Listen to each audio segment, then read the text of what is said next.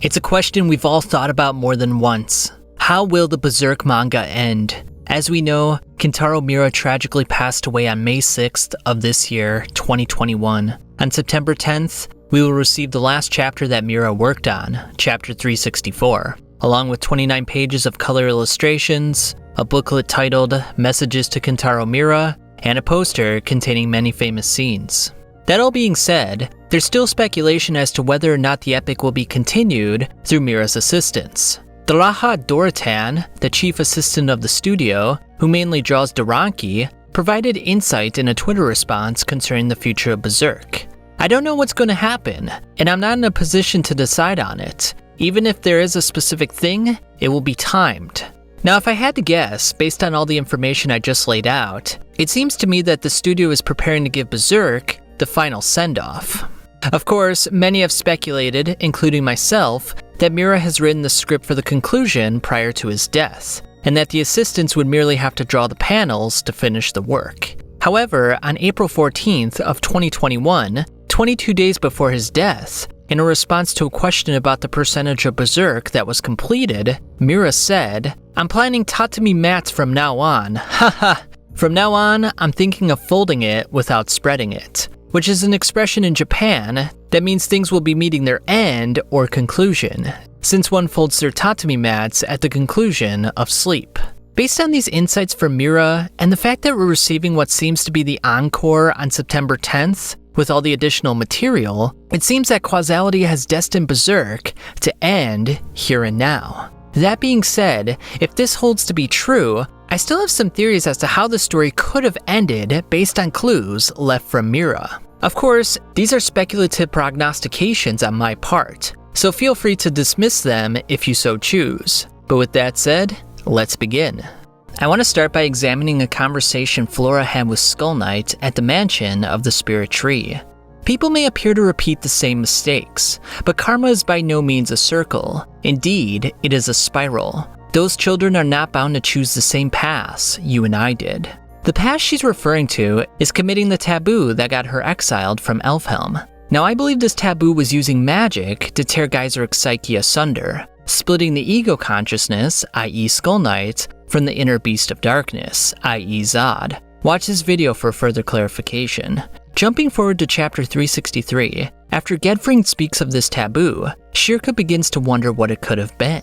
Here we are, a sorcerer's paradise. We've reached the end of our journey, a place in the sun where I am accepted for who I am. Then, why? My master left this island, didn't she? What was the taboo she violated? Let's parse the words because I believe it contains a hidden message. Shirka begins by saying they've reached the end of their journey. It's possible Miura intended Elfhelm to serve as the final battleground between Griffith's horde of demons and Guts' party with the aid of the mages. This could be accomplished rather easily with the aid of the World Spiral Tree, which would permit Griffith's army to travel along the branches to confront their adversary. Another piece of information to consider in this portion of Shirka's statement is a place in the sun where I am accepted for who I am. Who I am seems to be a reoccurring question throughout the series. In fact, it's a fundamental question of humankind. The ego stands to the self as the moved to the mover, or as the object to the subject, because the determining factors which radiate out from the self surround the ego on all sides, and therefore superordinate to it. It is not I who create myself, rather, I happens to myself.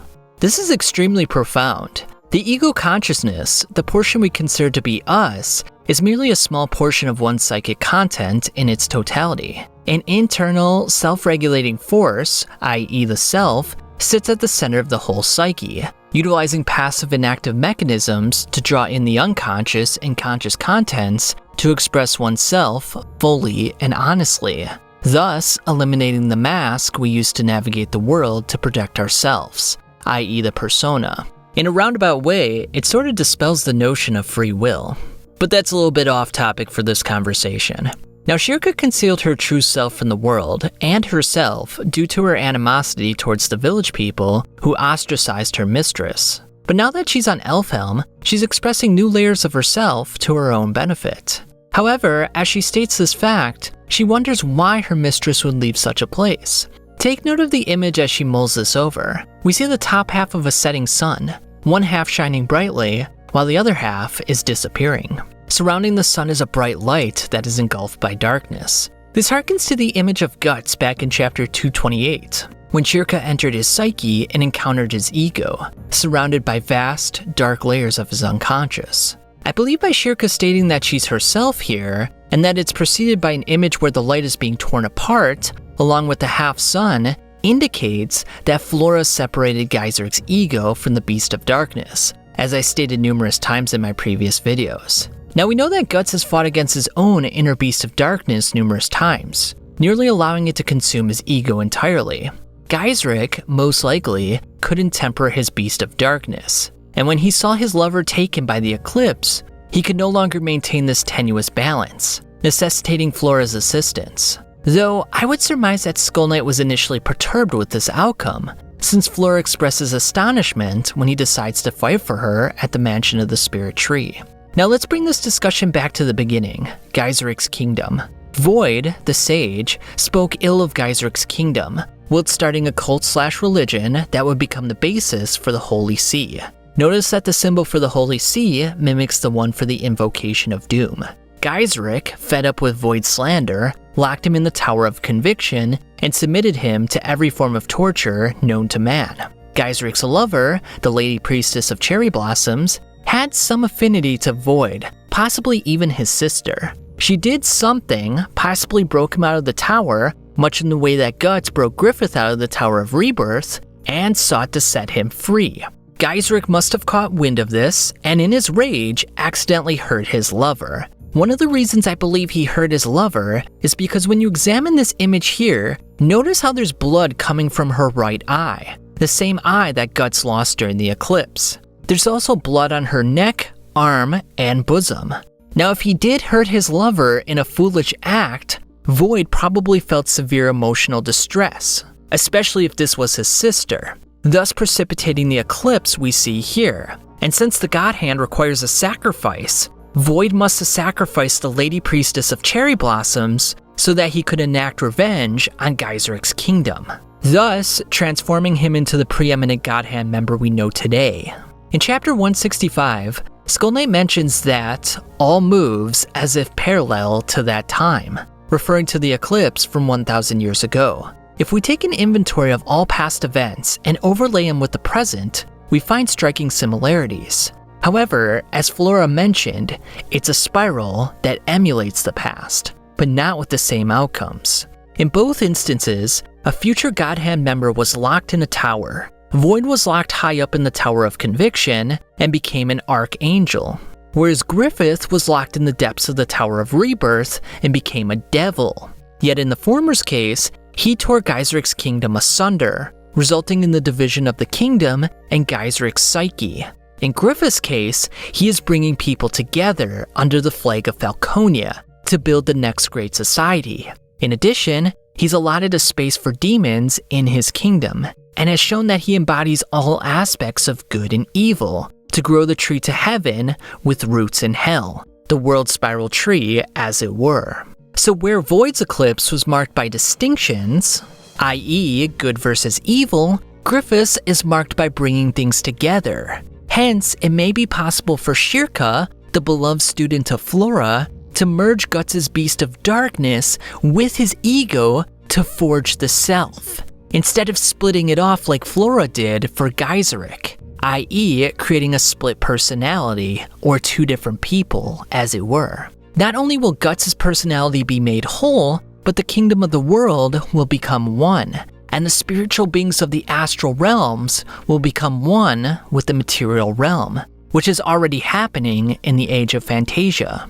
Back to Guts' personality, we should note that Mirrors left numerous clues as to what happened to his father's personality in the past. Now when I speak of father, I'm assuming that Geyseric is somehow related to Guts. I think in some way either Guts is a reincarnation of Geyseric, or he's his son. Before proceeding forward, we should also recognize that one of Mira's favorite films is Star Wars, considering he named the Falcon of the Millennium Empire arc after Han Solo's ship, and Star Wars Episode 5, The Empire Strikes Back. Speaking of which, The Empire Strikes Back was the film in which Darth Vader revealed to Luke that he was his father. Spoiler alert, but if you don't know that by now after 40 years, goddamn shame on you. That being said, I believe this is a theme that Mira is playing off of in terms of Geyserix/Guts' relationship. But since Geyserix split off into Zod and Skull Knight, he, Guts, has two fathers. One that provides him advice, and the other that challenges him in swordplay like Gambino did when he was a child, or like Julius did for Adonis. Check out my analysis of Chapter 11 if you want to see further connections between Guts and Zod. Furthermore, if one closely inspects the battle between Guts and Zod on the Hill of Swords, there are numerous similarities between the two. Both possess superhuman strength beyond anyone else. Both rely on their instantaneous instincts rather than battle plans or strategies. Mira has also drawn the two in similar stances time and time again. Just compare the time Guts told Farnese about miracles and the instance in which Zod was impressed with Guts' technique in battle. Also, both played a similar role in Griffith's army, both being the proverbial beast that Griffith utilizes for the toughest missions. Guts was used against Baskan of the Purple Rhino Knights, with the assistance of Zod by the way, and Zod was used against Ganishka, the Kushan Emperor, and, of course, Zod and Guts teamed up once again. The two's paths continue to converge by fate, or, in Berserk terminology, causality. If the Lady Priestess of Cherry Blossoms was the impetus for the separation of the kingdom 1,000 years ago, and caused the split in Geyserik, perhaps Griffith, who I believe is related to the woman in some fashion, will be the impetus for the kingdom coming back together. One should also note that in Chapter 358, when Griffith speaks of Geyserik's kingdom, the opening image of the chapter features Zod in a stoic-looking pose. This screams to me that Zod was at least one component of Geyserik, with Skull Knight being the other. Now the reason that Zod is compelled to guard Griffith and stick with him to realize his dream is because Geyserik was attracted to the Lady Priestess, who ruled by his side in the past. And the reason that Griffith was initially attracted to Guts was because he carried remnant feelings for him, since Guts is either the reincarnated Geyserik or his son, and Griffith is the reincarnated Lady Priestess. I should mention that one of Mira's favorite mangakas was the man who wrote Devilman, Go Nagai. In the Devilman story, Ryu Asaka, who, spoiler alert, is an angel who rebelled against God and would eventually be called Satan, he tricked his best friend, Akira, to become the Devilman, much like Griffith tricked Guts during the eclipse, which unleashed his inner beast of darkness, his inner devil, if you will. Thanks to Ryu's actions, it resulted in the death of Akira's only ray of hope, Miki Makimura. Afterwards, Akira lost all hope in humanity, just like Guts lost all hope in humanity when he saw Casca raped by Griffith. Ryu, who is hermaphroditic, reveals his love for Akira, which may happen during the midst of Griffith and Guts' final battle. In Devilman, however, after 20 years of war between Ryu and Akira, everything on Earth was destroyed, and even Akira's lower torso was severed off, leaving Ryu to sulk with nothing left. Now, is it possible that Mira, who modeled Guts and Griffith after Akira and Ryu, respectively, was intending for this ending to happen in the Berserk manga? With Griffith admitting his love for the Black Swordsman, since he contains the female spirit of the Lady Priestess of Cherry Blossoms? But eventually it will be all for naught as the two will destroy each other and the Earth? Or will it be like I suggested in the beginning, with the kingdom being brought together, with Guts and Griffith reconciling their differences and creating a society for the benefit of all? With everything I stated in the beginning, it may very well be your choice to create your own headcanon, since the vision may never well be completed. But with that said, guys, I hope you enjoyed this speculative video. If you haven't already, please like, comment, and subscribe. It helps me out a ton. But until next time, I'll catch you guys on the flip side.